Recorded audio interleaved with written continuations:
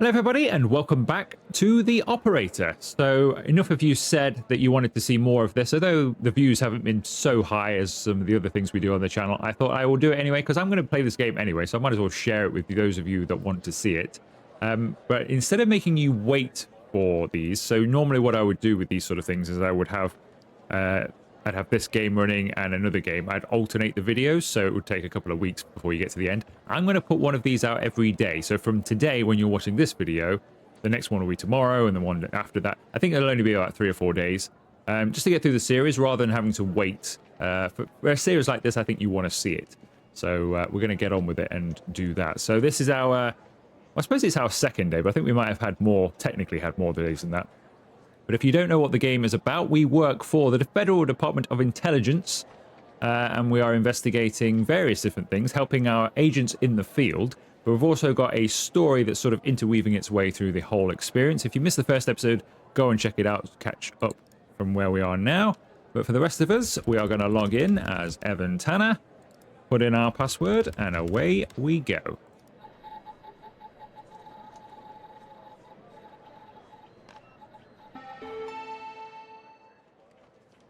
Okay, what's going to happen today then? Xavier is calling. Operator Tanner, are you there? Agent Walker told me that your connection was suddenly cut. And when I tried to contact you, you were offline. What happened? Truth, Hal hacked my terminal. Lie, the computer crashed. I think we should lie. I see. I'll have IT look into that at once. The second shift of operators has arrived. You can go home now, Tanner. See you tomorrow. And don't be late. Okay, so this is kind of the end of where we ended up in the last episode then. So if you didn't see it and you haven't gone back, we got hacked. And there's a much bigger story going on here. I don't know if we've got access to the stuff that didn't really leave us anything, did they? But we've got a list of names here. This one has been redacted for some reason, and nobody seems to know why. And also, Connie Moore came up in a separate case, which seems a bit coincidental. So that's what we're investigating. But I've chosen to lie to him there because I don't think we can trust anybody at the moment. So I think we should keep this information to ourselves while we investigate further. Power off. Well, that was a quick episode. 2 minutes, done.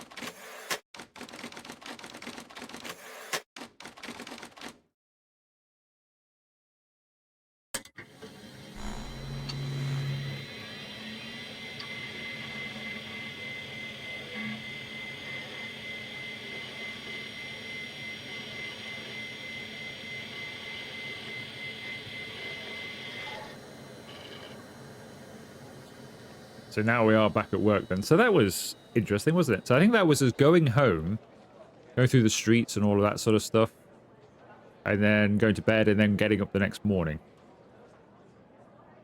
Obviously, you don't get to see any of it. It's kind of weird. You just get to hear it all. I was trying to listen out in case anything interesting happened.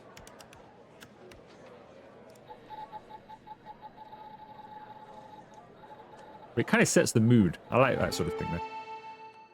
Okay, let's see what we do today, then. Mike Trench. Hello, Mike. Hey, pal. So, tell me, how'd day number 1 at the FDI go? Everything you had hoped for? I don't think Supervisor Skinner likes me. Actually, I think it went pretty well. Actually, I don't think he does like us. Let's ask that question. Yeah, well, I wouldn't worry about him. Xavier doesn't even like his own mother. To be honest, no, I probably shouldn't say anything. You can tell me, Mike.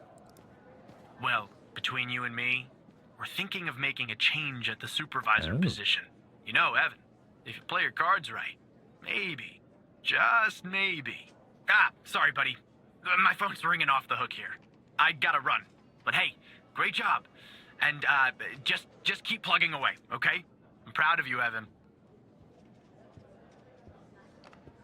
Thanks, Mike. Talk to you later. Interesting. Oh, here he probably knows we're after his job now. Operator Tanner, Agent Hello. Pendle has an update on yesterday's case. I'll patch her through in a moment. But before I do, I wanted to let you know that from this point on, you'll talk to the agents directly. Time to cut the umbilical cord. However, as your supervisor, I'll still be in the background monitoring your activity. Of course. Okay, so we're on our own now. Good morning, Operator Tanner. Good morning. So you remember Ray Wells, right? I do. So I checked out the address you gave me, but no sign of Wells. Then I get a call from Vice, and guess what? Wells was found dead in a downtown parking garage early this morning. Shot. Point blank range.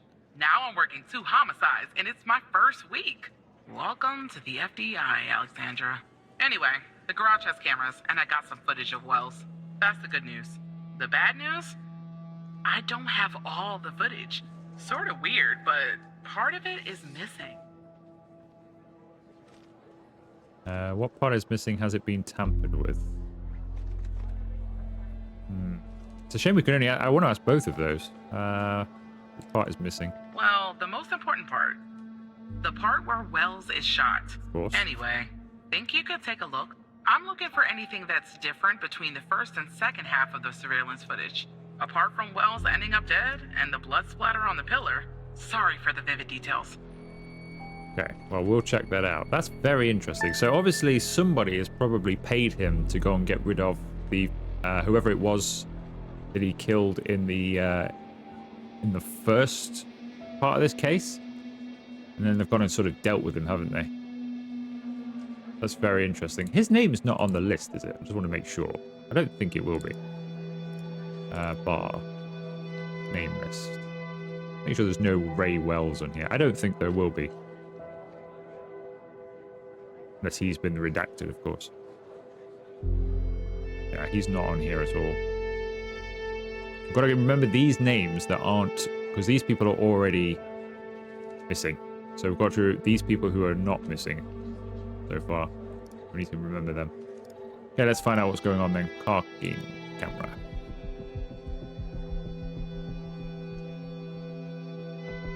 Okay, so I think he's here.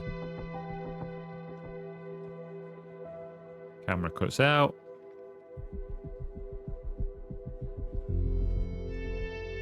And then it's on the floor. So what's changed then between the two? First of all, vehicles look the same as they did at the end of the clip. It's a shame we can't cut that out. Cut this bit of noise out and then just have a direct comparison, like a cut. They get into 2 screenshots. It'd be much easier. Has anything changed? Apart from Mike on the floor. Or not Mike. Ray Wells, sorry. I'm gonna be honest, I'm not seeing that much different.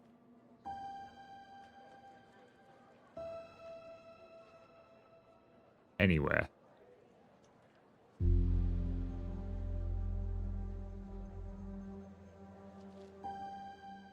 This light looks a bit different. Like the camera positioning seems different to me. Because the light ends here. If I leave my mouse there.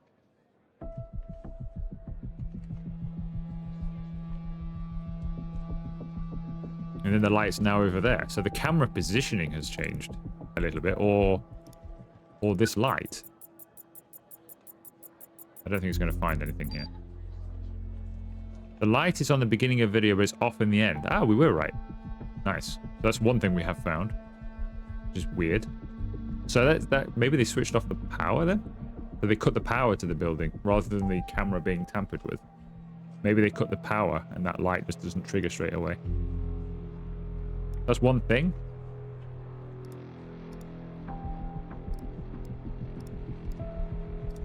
Find something. Is that the only thing different? Is that the thing? Look at that. Give me a sec, operator. I'm gonna check this out. I expected this to be more.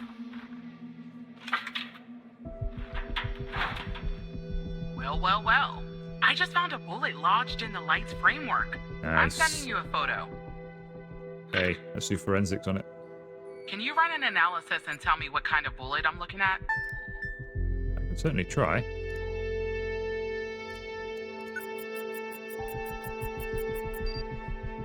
It's a 45 ACP.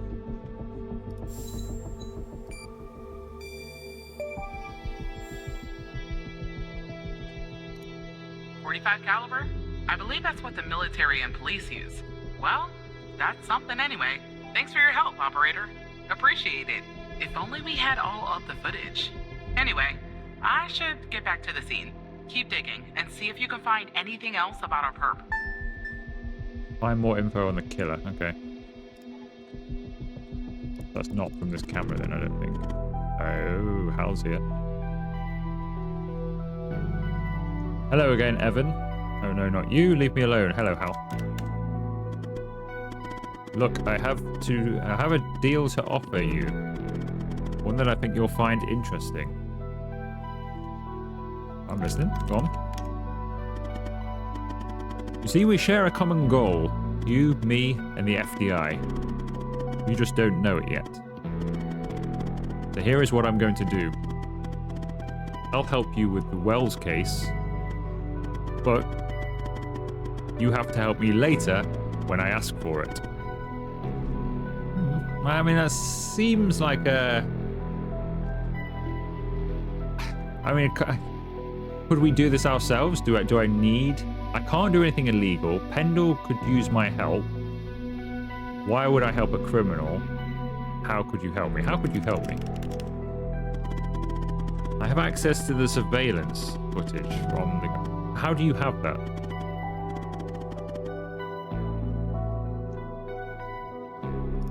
And how do I explain how I found it? I don't have time to go into technical details. No offense. You probably wouldn't understand. Probably not. But that's not the point.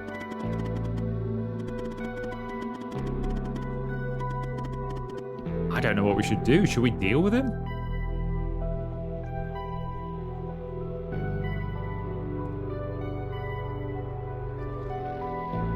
So this is no, I don't. This is like, I can't do anything illegal, so that's no. Pendle could use my help is yes.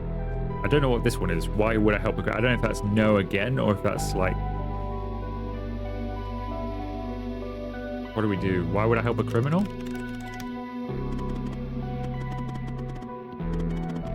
Share a goal. Oh, he knows a lot of information. It'd be good to keep him on side.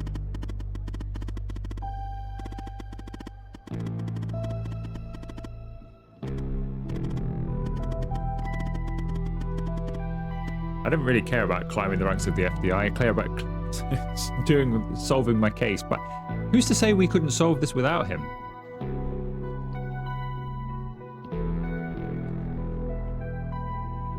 Right, let's take his help.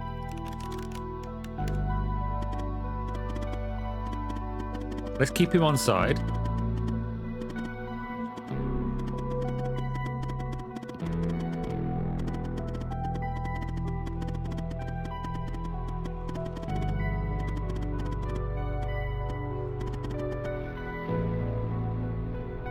What if someone asks, but won't this look suspicious? Yes, it will, but let's see what he has to say about that.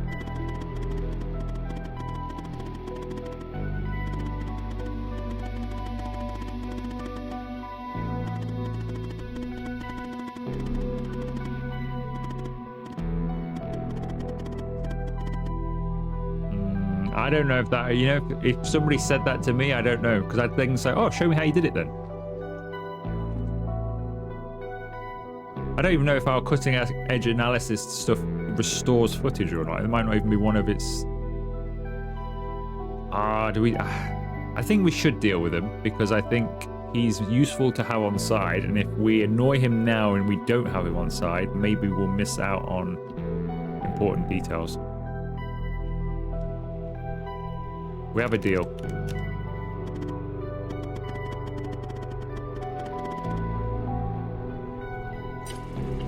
Let's see what happens.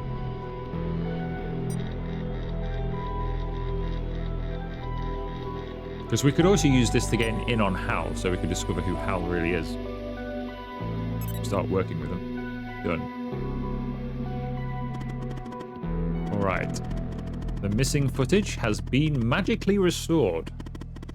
I think if he has the magic, he has the missing footage, possibly has something to do with this. Okay, we're back later to collect his debt. I don't know if we did the right thing there. We shall find out, I guess. Anyway, now we have the restored footage, apparently.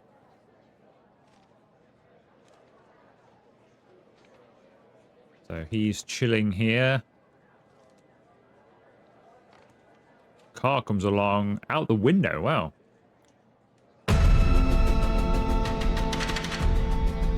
So how did a bullet get up here?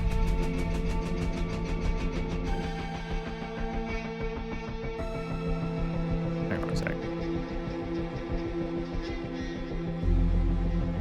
It does blow up. How on earth does a bullet ricochet and go over here? How would you... Unless Ray Wells had a gun as well, and it triggered it off here after he'd already been hit. Otherwise, I guess the bullet could have ricocheted off here, but that's really odd that that would even be hit from this. That's really strange.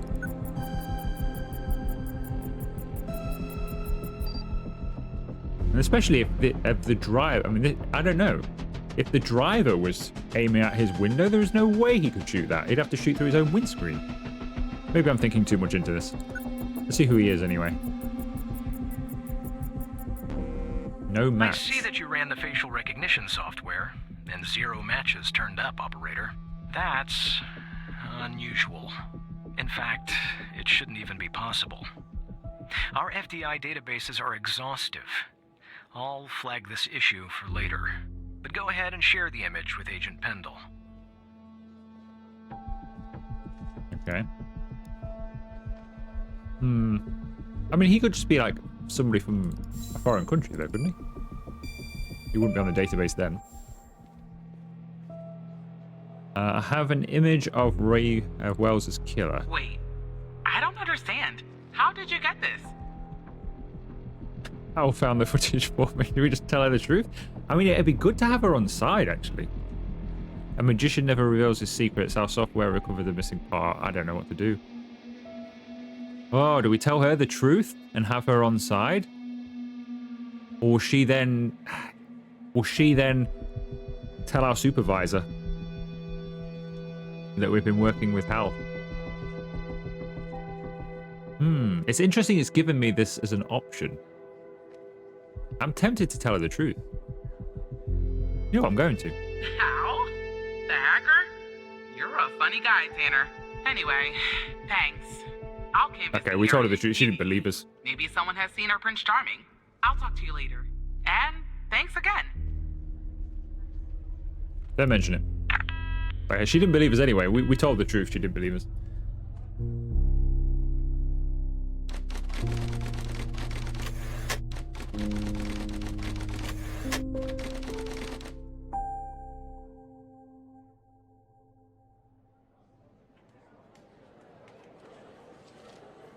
Your debt. It's only been like half a day. About that debt, Evan. Already, I'll help you later. Yeah, go ahead. I'm not doing anything. It's like I've just been sat around for half the day. I'm going to connect you to another FBI agent. Her name is Catherine Andrews. Just listen to what she has to say. Open your terminal and type the following command.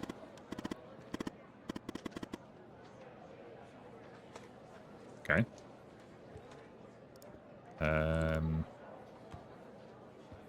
Terminal. Do I actually have to type this, or... No, I actually do have to type this. That's annoying. Can I copy and paste? Really? Alright. Call 1-877-222-1998. Do we have to do the other bit as well?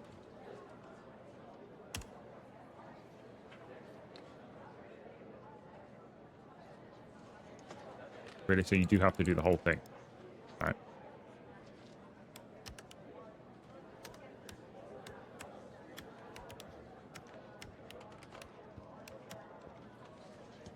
Looks like there's a space, I think. Dash, dash.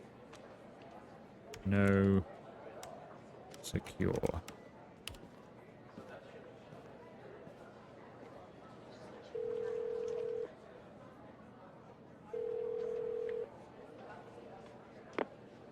Hello, Operator Tanner.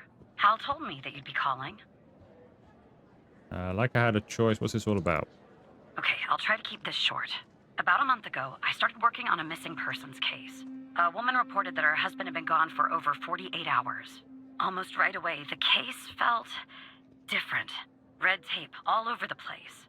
An unusual lack of cooperation from my superiors and colleagues. Unanswered calls. Suddenly, the FBI felt like the most incompetent department in the country. After an almost endless game of phone tag, I finally managed to get an appointment with a superior. The plan was to sit down and talk about the case first thing Monday morning. That Sunday night, I'm awoken by a phone call. The woman's apartment has burned to the ground. And the woman, what's left of her anyway, has been found dead in the ashes. Timing sounds a little strange. Could just be a coincidence. So what did you do? What did you do? So I started looking into the fire, of course. I couldn't help myself. Plus, I felt like I owed it to Mia. That was the woman's name. Mia Cole. Anyway, it wasn't long before my superiors found out and pressured me to stop. They told me the fire had been ruled accidental, the result of faulty wiring in our oven. They told me I was wasting my time and precious FDI resources by looking into it, and said if I continued, I'd end up pushing papers in a basement somewhere. But that fire, Operator Tanner, that fire was no accident. I can feel it. Mia was murdered. I just have to prove it. That's where I'm hoping you can help me. I wonder if she's the redacted name. Didn't come up with anything.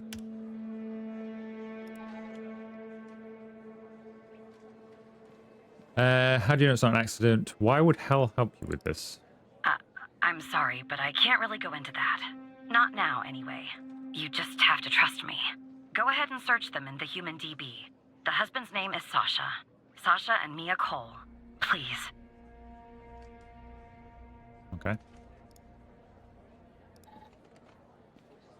Sasha Cole.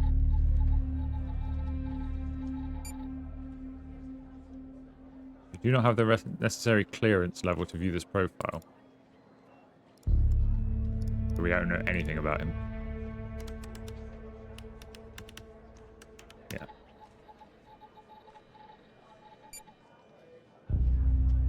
I don't have the clearance level. Just another coincidence, right? Look, I don't know why, but someone doesn't want us looking into Sasha and Mia Cole. But we have to, Operator Tanner. It's our job. Who's going to do it if we don't? Can you help me find proof Mia's fire wasn't an accident? I'll try.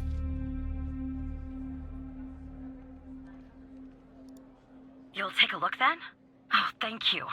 As far as how to access the case files, that's not really my area of expertise. But you can ask Hal.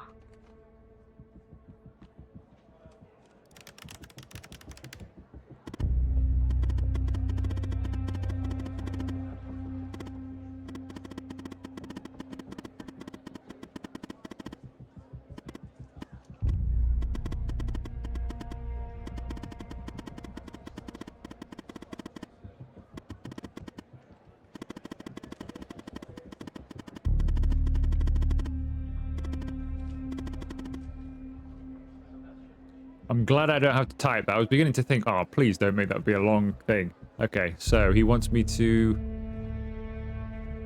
type that into here. So why have we got 3 options here? Are they different? They all look exactly the same. Oh no, they're not exactly the same. Hang on. One of these two, because that one doesn't have marks on it.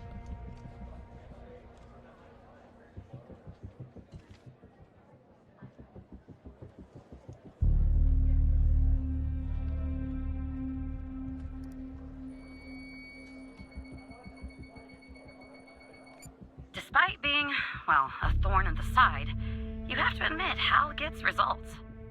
He is pretty good, actually. He is pretty good. Makes me think that he has all of this information himself, but... okay, summary.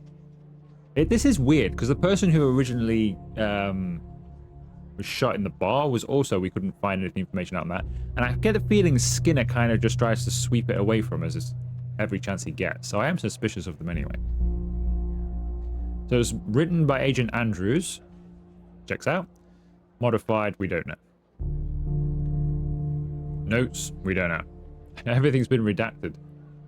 The fire started. Does that check with her? I don't think she told us any timings. I believe her anyway, but I want to make sure we're dealing with the right person here. Like, if she's told us a lie here, we could catch her out. Single victim identified as Mia Cole through dental records. All kind of makes sense, doesn't it?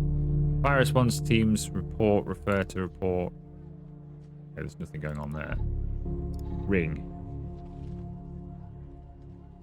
But that doesn't look very fire damaged. I mean, it probably wouldn't melt, but you would think it'd have markings on it from a fire. Wedding picture is conveniently burnt out her husband and not her. Ash sample. You have opened a chemical sample. We have been automatically given you access to the... Oh, good. Please refer to the user manual. Okay. The user manual is in documents. Okay, I have a lot of windows open here. User manual. How to use. Open the sample. Dedicated. Okay. Start. Okay, so we need to do this then. So we need to change the settings. So, input the appropriate settings for the sample using formulas found thereafter. Can we make this window smaller? It doesn't fit on the same page.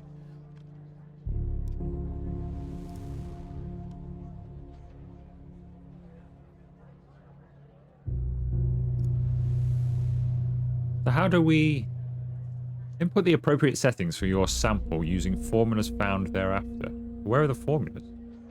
Right, okay. So this actually scrolled down further than I thought it did. I just thought it scrolled down to there, but it actually goes further down. So we now have the information. We have the samples to put in here, or the settings to put in. So for a liquid sample for a solid, ion size is typically around 6. I had to ask how. He didn't really help me much, but eventually I managed to scroll this further down. So we've got that. The delta V for a non-organic material is sample weight in grams times 100. So 4,200 then. Threshold for solid samples. The threshold must be set to half that.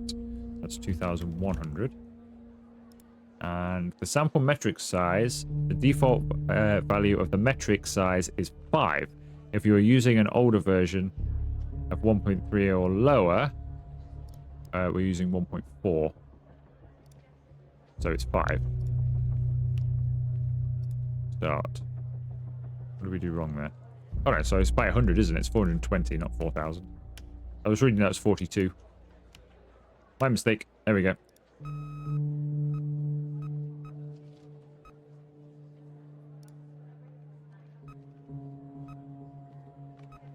How to read results. Yeah, I thought that was just the top part. I just went to there and never even, because like now I'm scrolling, for example. You have to be on the text. If you're off it, it doesn't, like now, it doesn't scroll. You have to be on the text for it to scroll. I think that's what caught me out. Anyway, how to read the results. Results. The ChemScan LCA will give you, as a result of the analysis of frequency, responsive curve, and additional sample characteristics such as pH, radioactivity, etc. These values are going to be used by the data report. Okay. So, open the report software and input the frequencies. Okay, so we need to measure the frequencies of these then. Okay, so we've got... Where's that other thing we had? Here it is.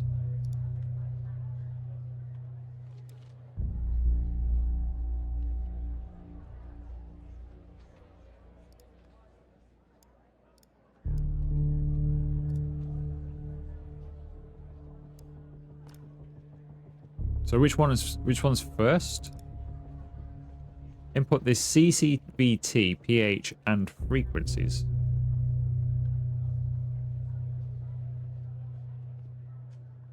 Oh, I see, they're on the thing, aren't they? They're written down here. We have a lot of windows open. This is confusing me. Right. pH 6.5. The CCVT is 901. And the frequencies are 1.52.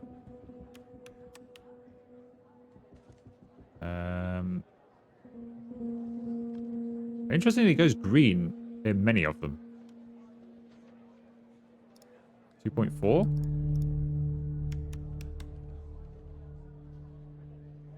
9.25. 10.57. That's it then, yeah? I think that's it. Calculate. Valid settings. What did we get wrong here?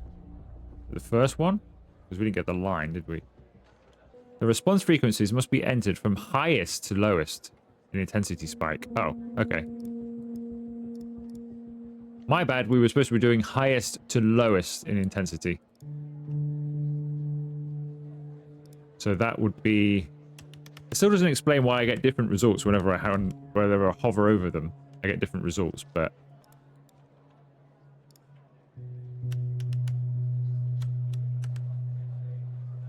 .22.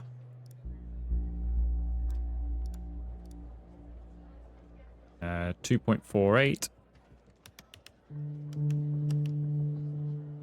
And we'll go 1.61. Still invalid. Is that because they're not exact? I mean...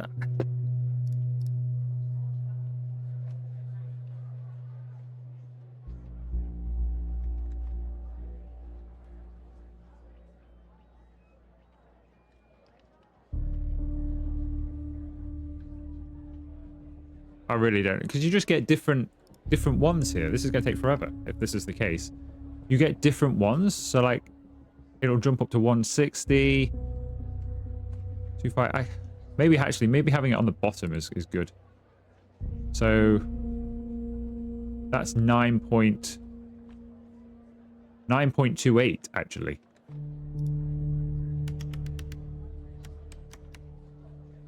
So 9.28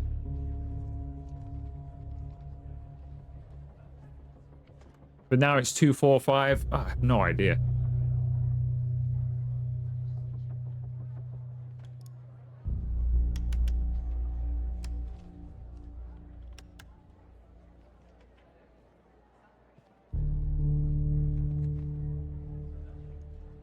I don't know. 2.45, I think, but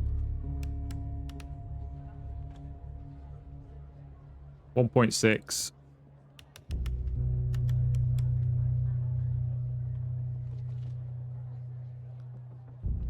That's 10.6 again. Are we doing this? I think are we doing this right? Or we should be going the other way with these. Yeah, no. Yeah, no. No, this is right, I think. What was that 10 point?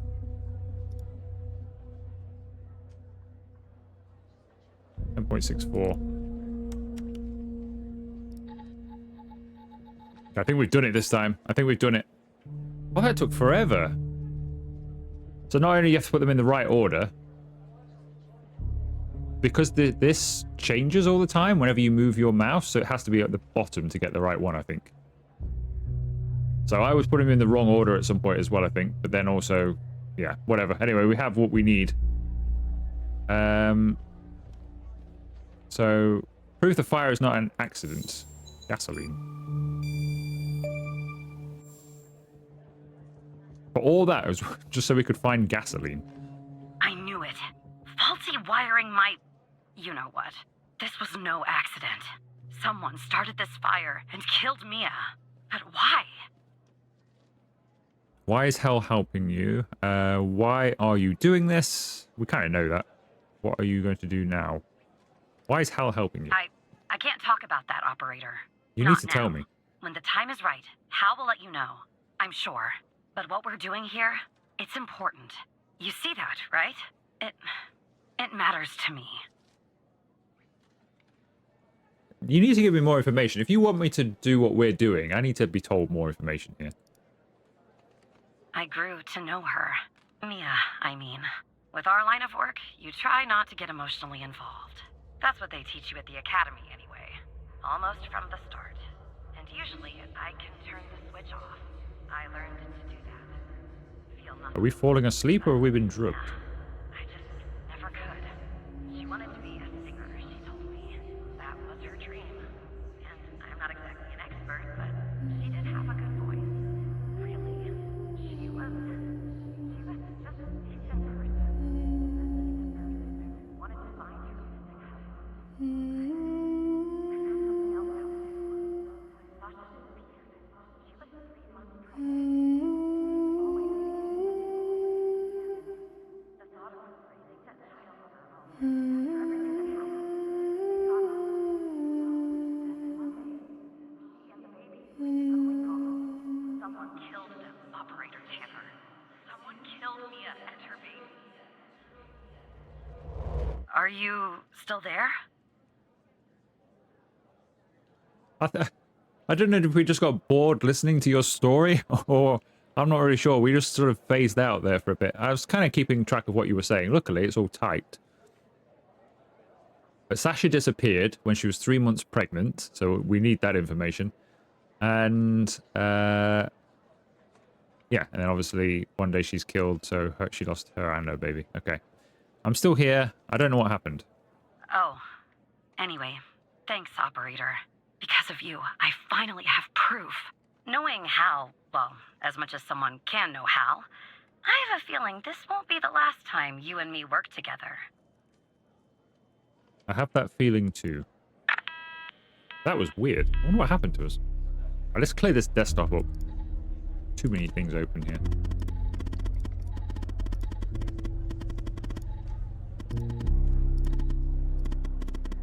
So, you have found evidence proving that the fire wasn't an accident. Well done, Evan. Maybe there's hope for you yet. The way the FBI has handled the Cole case, it's strange, don't you think?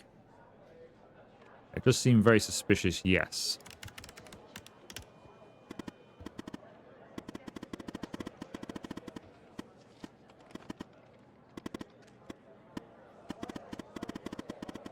Just don't know what they're hiding, or why.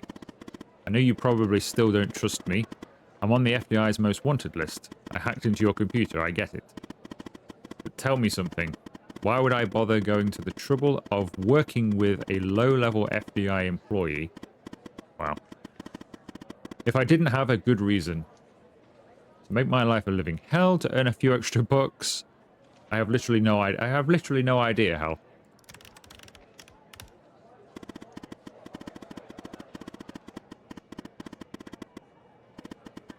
What is the reward?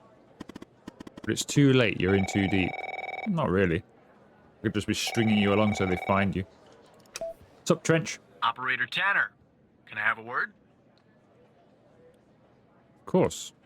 I see that you've been looking into the database entries for Mia and Sasha Cole.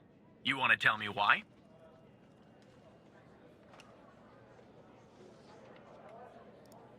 I see. In the future, I want you to avoid anything related to Sasha and Mia Cole. It's a closed case. A total waste of your time. And if by chance something else pops up concerning the Coles, and this is very important, you come to me right away. Understood? Absolutely.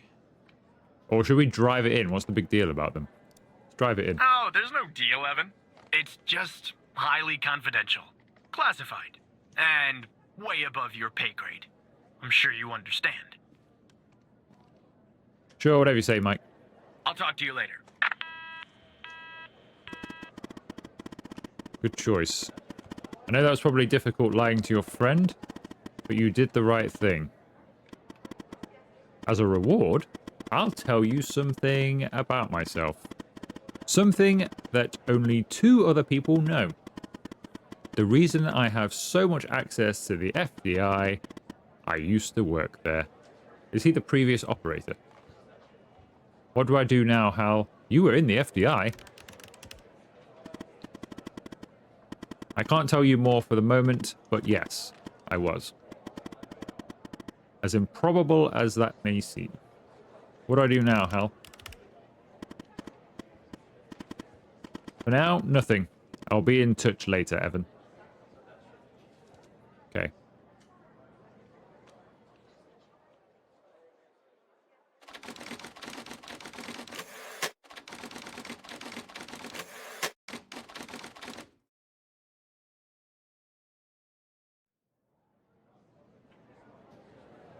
So we're getting towards the end of our shift now, I think. Barry Walker. Hey, Barry. So who the hell am I talking to this time? This is still Operator Tanner. The same operator Tanner from before? How many Operator Tanners do you know? Good. You haven't been fired. I was afraid I'd have to explain this goddamn case all over again. I went back to where Connie said she took the photo in the desert. You remember, right? Where she said this, flying saucer supposedly landed.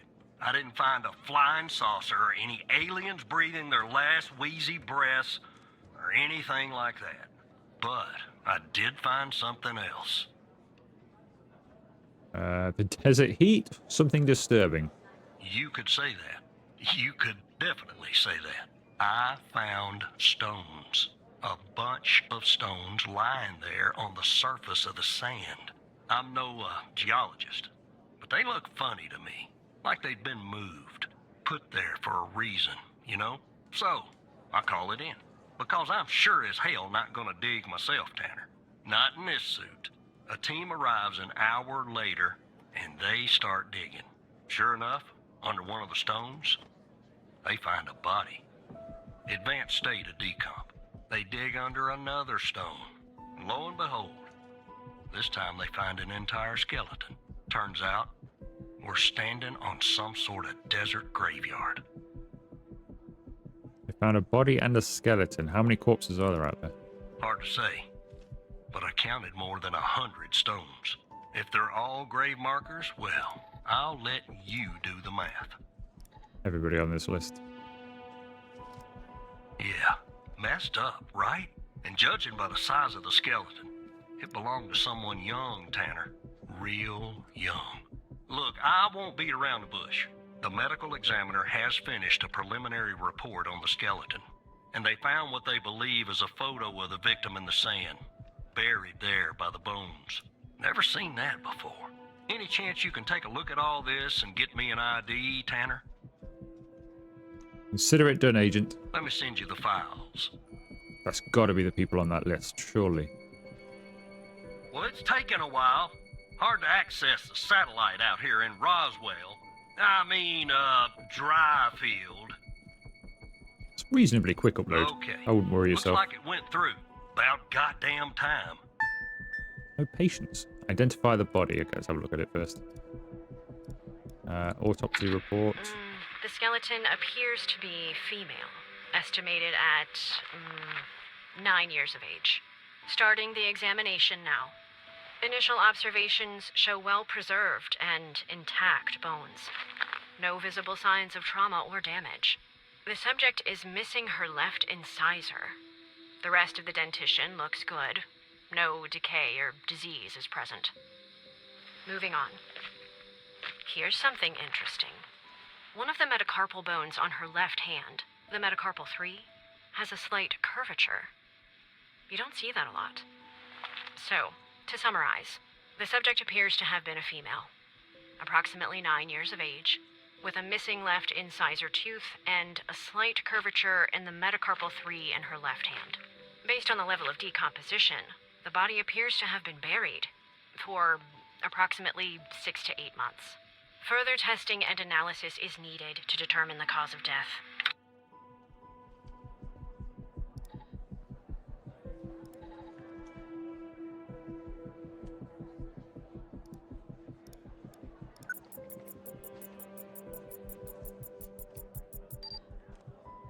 Aha. Henry Jenkins. So he's the guy that got shot at the bar. Very interesting. I don't know who that is. Welcome to the facility, Gabby. Welcome to the facility, Gabby. You're in good hands now. Sincerely, Dr. Jenkins. Who's Gabby, I wonder. That's interesting. Identify the body. The body's not Henry Jenkins, though. That is Henry Jenkins, apparently. We don't know anything about him, though.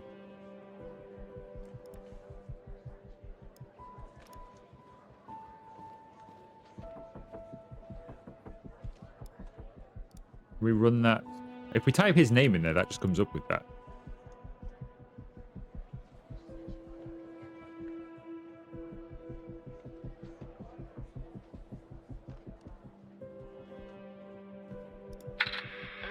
The skeleton... About 9 years of age.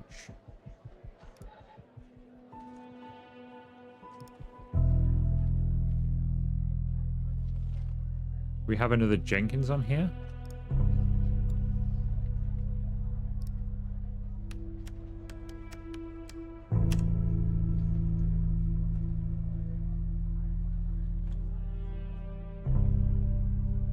Apparently not. I was thinking maybe it was his daughter.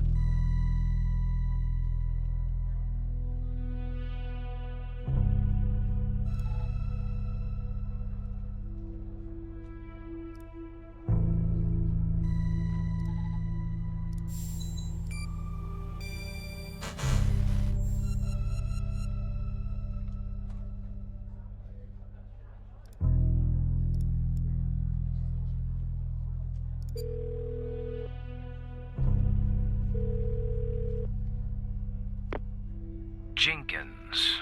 That name rings a bell, operator. Check the other cases for anything possibly related to him. Maybe there's a clue in there tied to the girl. Yeah, I already kind of knew that.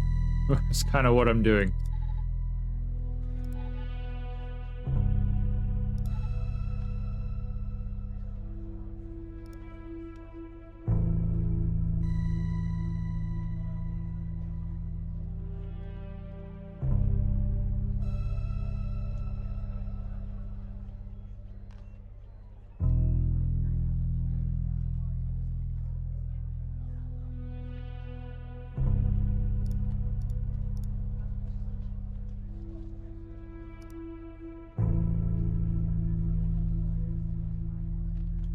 Gabby Bruce.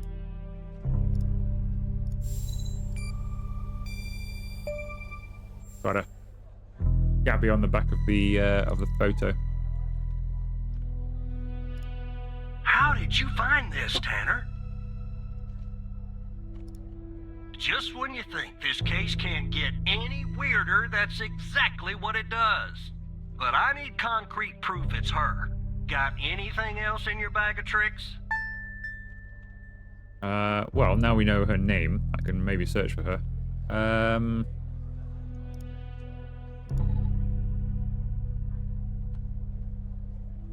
Gabby Bruce.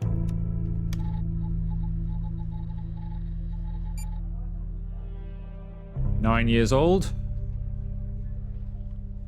She's got the same bone issue, which is very uncommon. It's definitely her. I'll be damned. 9 years old, Tanner. Breaks your goddamn heart. What the hell is going on out here? And what's a connection to Connie? Okay, the examiner has just finished processing the second body I was telling you about. The one in the advanced state of decay. Let's see here. Adult male, early 60s. Ah, they got an ID on him. Quentin Spence. Want to see if that name is on your magical list too? I do indeed. Where is my list? His name? Quentin Spence.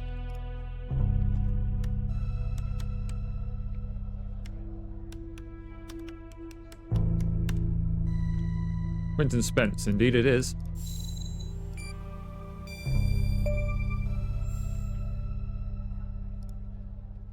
So there's definitely a link. I see some of the names have been crossed out. Can you figure out what that business means? That they have been murdered, I would imagine.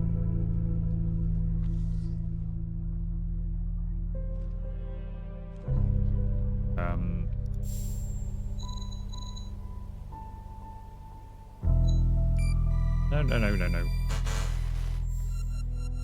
How do we tell him? I mean, there's definitely... I think that's basically is what it...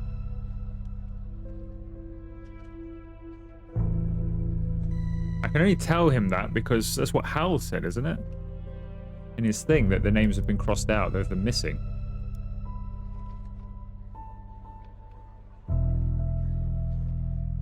So maybe if we do the Connie Moore, that will tell us that she's still...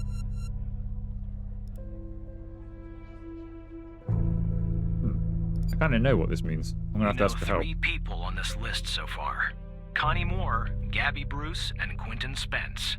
Connie's name is circled, I know. but the other 2 are crossed out. If I were you, operator, I would check the database to see if I can find a pattern there. I already know the pattern. I don't know. So you want me to type in everybody's name that's not. So Eli Bell, for example.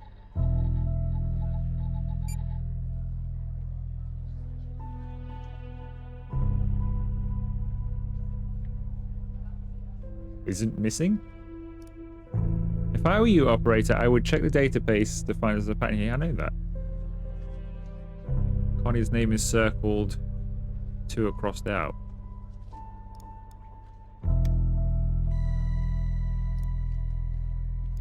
So Caden Thomas should be classified as missing.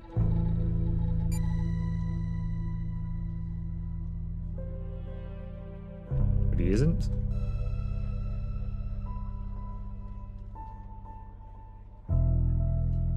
Oh no, he is missing, sorry. There he is.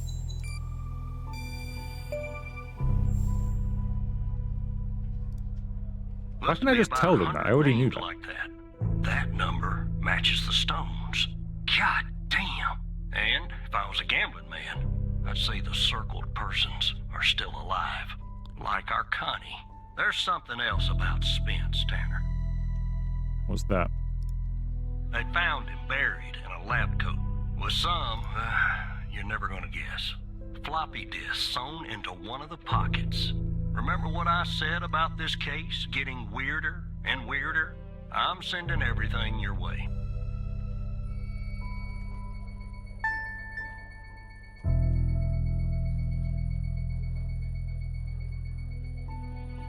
There you go. Now the second disk password protected. Open that second floppy disk and give me an address tied to Spence. Something I can look into. I'm getting a little restless with you doing all the work. The operator program. Oh.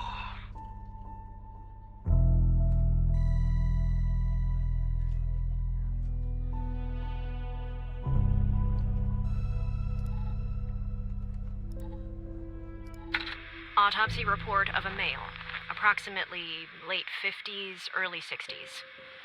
Initial observations show no sign of trauma or blunt force injury, similar to the first remains found.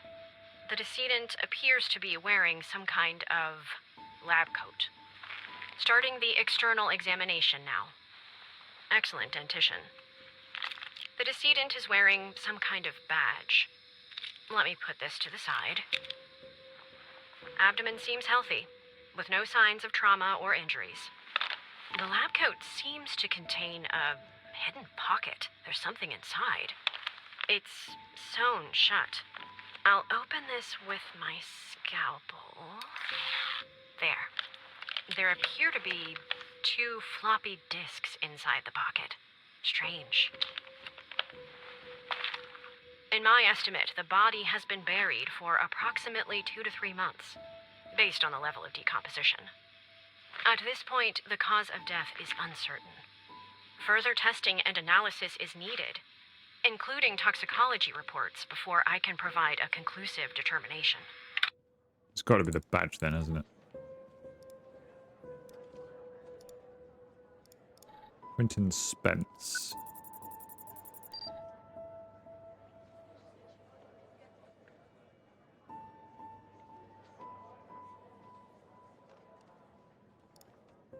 Floppy disk 2.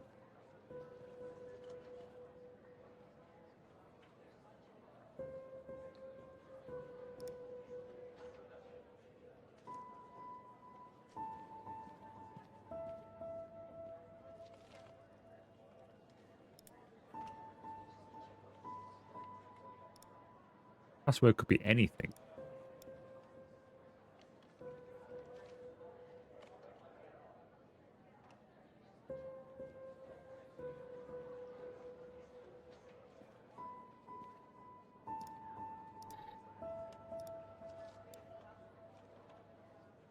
There's 3 dashes something, 3 dashes. Is that 2 words we're looking for, or are we looking for... Is that nothing to do with us at all?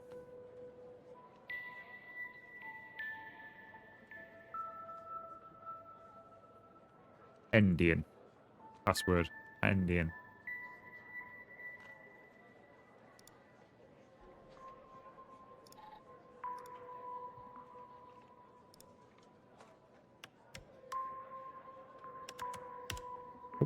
Not Endian. I always use Endian.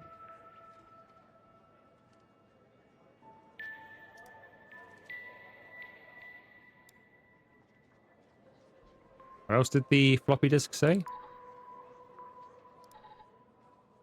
Got a key and a padlock. There's no...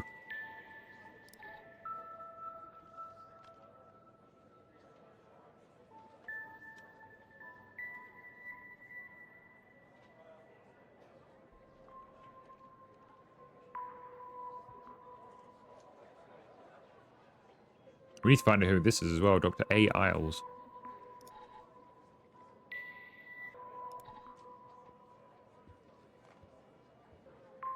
Ah, there's the key. To unlock the full potential. To unlock the full potential.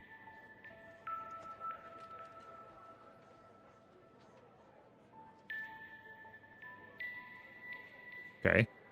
Is that the whole? That can't be the whole password, surely. We've got Endian.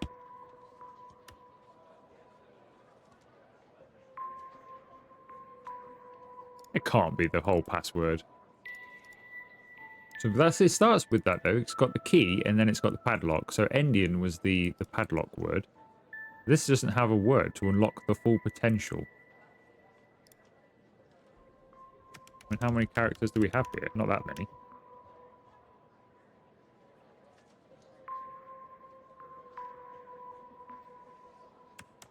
Potential?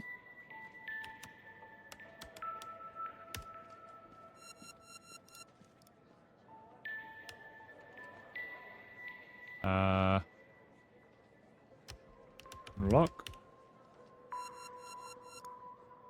Maybe it's the frequencies?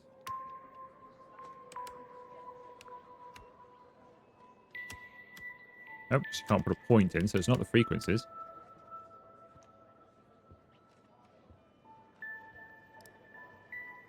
I mean, it's in like a square, isn't it?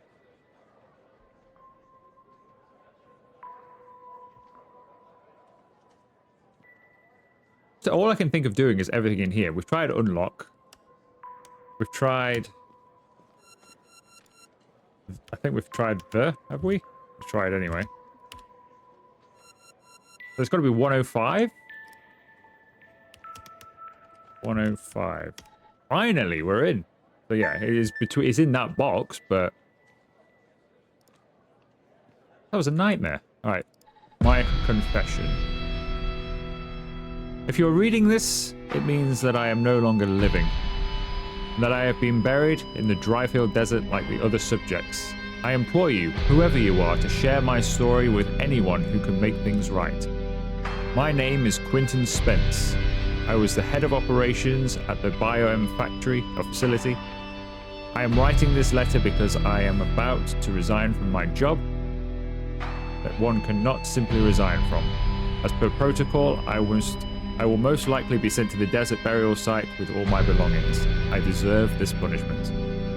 I am sick, so sick of everything that we have done supposedly in the name of science. If you have found me, then I'm assuming that you have found the others too. Every person buried here in the sand is a Project Eve test subject.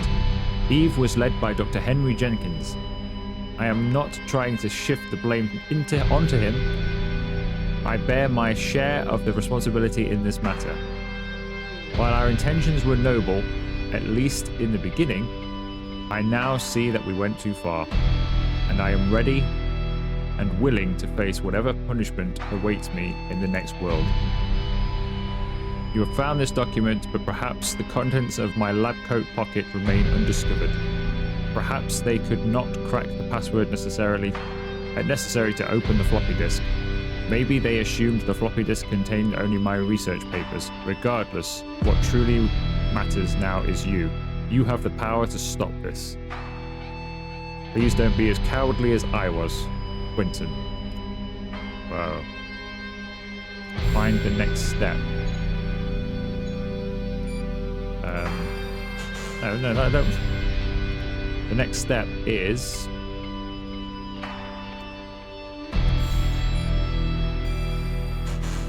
It's not that.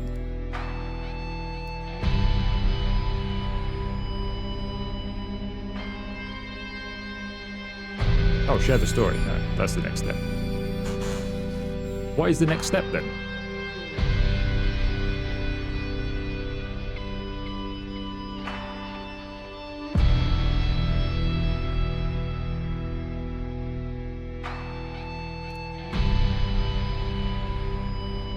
I mean, my next step would be to tell Hal about this and not Barry.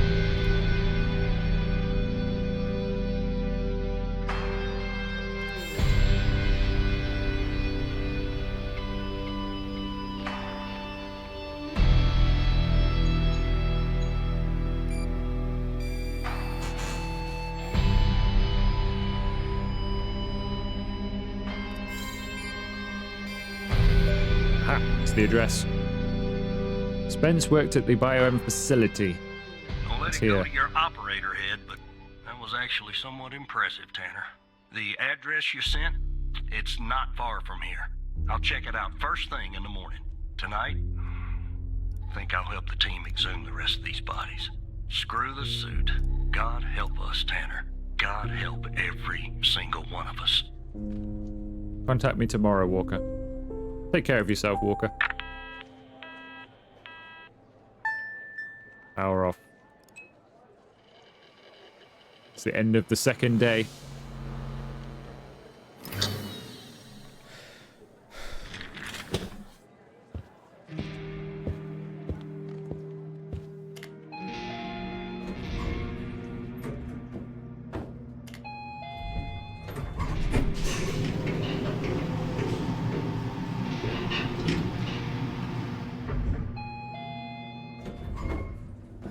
Look, you need to do something about it.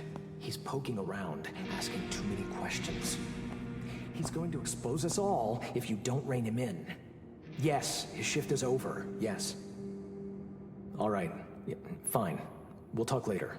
Bye.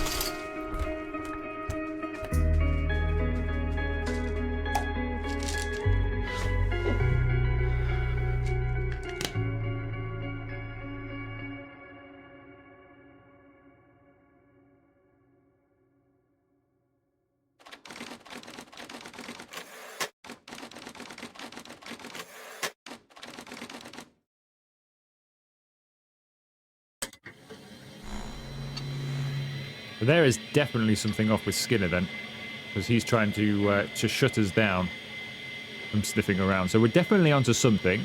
Skinner seems in on it. I'm thinking Director Trench seems in on it as well. I think those are the two we possibly need to bring down. We now know what that list of names is. It's all of the test subjects that they were doing for science. And then they've well, murdered them and then put them away.